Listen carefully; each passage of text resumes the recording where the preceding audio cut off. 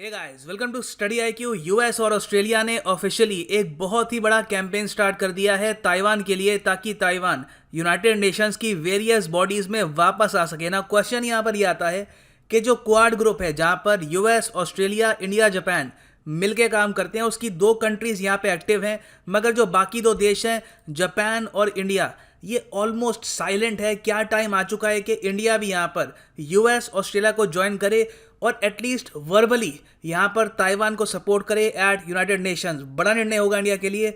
Discuss करते हैं इस टॉपिक को, बहुत कुछ आपको जानने को मिलेगा। So a lot to know, a lot to discuss as always. But before we begin, Google Play Store पे जाओ, download the study IQ education app. यहाँ पे आप हमारा फ्लैगशिप यूपीएससी कोर्स परचेज कर सकते हैं, जिससे आप यूपीएससी प्रीलिम्स और मेंस की तैयारी घर बैठे या कहीं भी कर सकते हैं at a very attractive price. आप अगर ऑफलाइन कोचिंग लेते हैं तो वहाँ पे आपको 1 से लेकर 1.5 लाख पे करने होते हैं। यहाँ पर अंडर 20,000 रुपीज़ आपको एक बहुत ही ज़्यादा अच्छा कोर्स मिलेगा बाय स्टडी IQ। ना आज से कुछ महीने पहले मैंने एक वीडियो अपलोड करी थी कि यूएसए ने पनिश किया है चाइना को। इस वीडियो को करीब 11 लाख लोगों ने देखा था।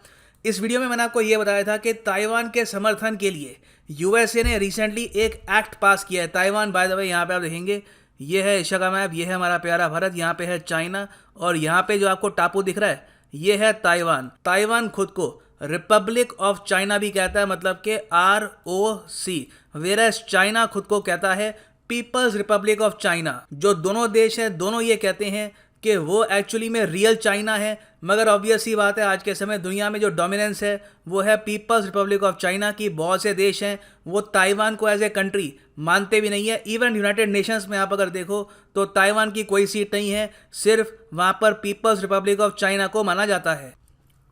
और चाइना के जो ग्रैंड प्लान्स हैं आने वाले कई दशकों के लिए, वो ये मान के चल रही हैं कि आने वाले 10 या 20 साल में ये ताइवान को वापस अपना पार्ट बना लेंगे और यहाँ पर ताइवान नाम की कोई भी कंट्री नहीं रहेगी ना। यूएस जानता है कि ये चाइना की एक कमजोरी है और आज के समय because of corona virus pandemic US China के रिलेशंस बहुत ज़्यादा ख़राब हो चुके हैं। यूएस प्रेसिडेंट ने तो अब ऑफिशियली ये भी कह दिया है कि जो वुहान में लेबोरेटरी थी, चांसेस हैं कि जो वायरस है वो ये वहीं से ही आया होगा। हाँ, डिपेंड करता है कि ये जो वायरस है ये जेनेटिकली मॉडिफाइड था या नहीं, या फिर नेचुरल फॉर्म में ये वायरस वहाँ पर था और गलती से लीक हो गया। तो यूएस सिंस इतने बड़े आरोप लगा रहा है चाइना पर, इसका रीज़न यही है कि यूएसए में बहुत ही ज़्यादा फ्रस्ट्रेशन है रिगार्डिंग कोविड-19। उनकी पूरी इकोनॉमी को इतना बड़ा लॉस कई दशकों में नहीं हुआ है जितना चाइना ने उनको दे दिया है with in a few months. तो इसी के रिस्पॉन्स में डोनाल्ड ट्रंप ने आज से 1 महीने पहले एक एक्ट पास किया था। इस एक्ट का नाम है तेपई एक्ट।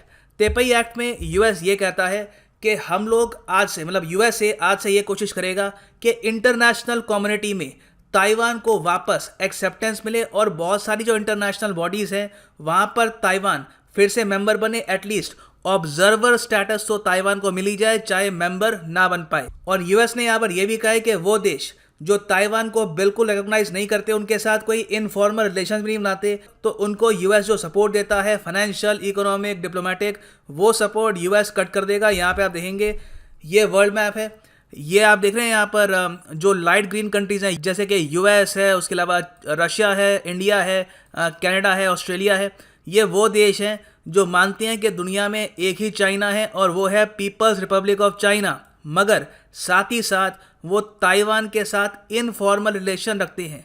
फिर जो ऑरेंज देश हैं जैसे कि ईरान, पाकिस्तान, फिर यहाँ पे कुछ देश हैं, यूक्रेन है, उसके अलावा बेलारूस है, फिर कजाकिस्तान, बहुत सारे अफ्रीकन कंट्रीज़, ये सब ऑल टुगेदर ताइवान को एज ए कंट्री नहीं मानते और इनका कोई भी रिलेशन नहीं है विद ताइवान। सो जो तेपई एक्ट के बारे में मैंने आपको बताया था, उस पर फाइनली काम स्टार्ट हो चुका है। यूएसए ने रिसेंटली एक massive social media campaign start किया है।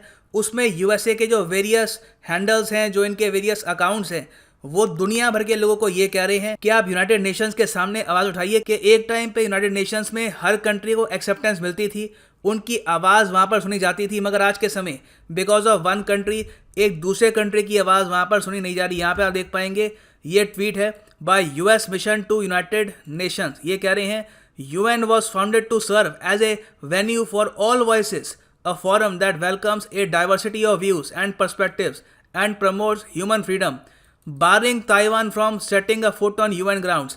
ताइवान को बिल्कुल यूनाइटेड नेशन से बैन कर देना ये गलत है और ये UN प्रिंसिपल्स के अगेंस्ट भी है। और मैंने यहाँ पर एक इंटरेस्टिंग बात ये देखी है कि बहुत से इंडियंस इस इनिशिएटिव को सपोर्ट कर रहे हैं और यहाँ पर ट्वीट कर रहे हैं कि हम लोग बिल्कुल यहाँ पर ताइवान का सपोर्ट करते हैं। एक्चुअली जितने अमेरिकन इसको रीट्वीट और शेयर नहीं कर रहे, उससे ज़्यादा तो इंडियन पब्लिक इसको शेयर कर रही है। सो यूएस का एक massive social media campaign start हो चुका है और आने वाले टाइम में आप सरप्राइज मत होइएगा अगर ताइवान किसी इंटरनेशनल संगठन में वापस एंट्री लेता है एज एन ऑब्जर्वर मेंबर। अब ऑब्वियस सी बात है, यूएस जो ये कर रहा है, चाइना इसको बिल्कुल भी एक्सेप्ट नहीं कर रहा। यहाँ पे आप देख पाएंगे द न्यूयॉर्क टाइम्स का आर्टिकल है, US tweet support for Taiwan sparking opposition from China. China ने यहाँ पर ये बोला है। हम यहाँ पे बात करते हैं फैक्ट्स पे। आपको याद होगा 1971 में यूनाइटेड नेशंस में वोटिंग हुई थी कि दुनिया में सिर्फ एक चाइना होगा और वो चाइना होगा पीपल्स रिपब्लिक ऑफ चाइना, ना कि रिपब्लिक ऑफ चाइना। और वो रेजोल्यूशन पास हो चुका है।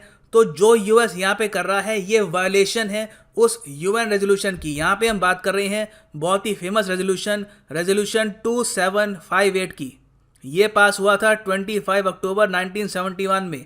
इंडिया की मैं कहूँगा यहाँ पर गलती ये थी कि इंडिया ने इस रेजोल्यूशन में चाइना का समर्थन कर दिया और इंडिया ने भी यहाँ पर ये मान लिया कि ठीक है, दुनिया में एक ही चाइना है और वो है People's Republic of China. Whereas उस वक्त यूएस, ऑस्ट्रेलिया और वेरियस और कंट्रीज ने इस रेजोल्यूशन का विरोध किया था। तो आज के टाइम में भी चाइना हर कंट्री को ये रेजोल्यूशन दिखाता है और ये कहता है कि देखिए, यूनाइटेड नेशंस में सिर्फ एक चाइना होगा, वो हम हैं, तो आप ताइवान के साथ संबंध तोड़ दीजिए, सिर्फ हमारे साथ रिलेशन रखो। और यहाँ पे आप देख पाएंगे ऑफिशियल डॉक्यूमेंट है resolution 2758 restoration of the lawful rights of the People's Republic of China in the United Nations. तो चाइना ने पहली बात तो ये रेजोल्यूशन की बात करी है फिर से।